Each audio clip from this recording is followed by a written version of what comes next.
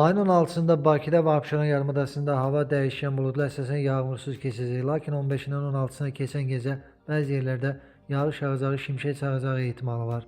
Mülayim şimal-qərb küləyi əsəcək. Temperatur gecə 13-16, gündüz 17-20 dərəcə isti, atmosfer təzyiqi 766 mm civə sütun olacaq.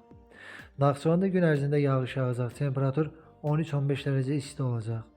Azərbaycanın rayonlarında yağış yağacağı, şimşək çaxacağı, ayrı-ayrı yerlərdə intensiv olacağı, dolu düşəcəyi, yüksək dağlıq ərazilərə qar yağacağı bildirilir.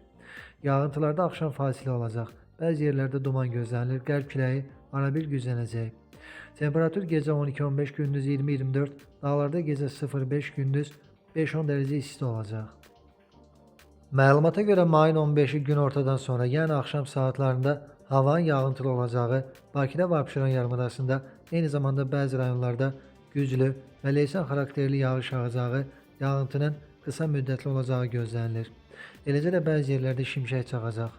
Ekologiya və Təbii Sərvətlər Nazirliyi qeyri-sabit havada əhalini son dərəcə ehtiyatlı olmağa və təhlükəsizlik qaydalarına əməl etməyə çağırır.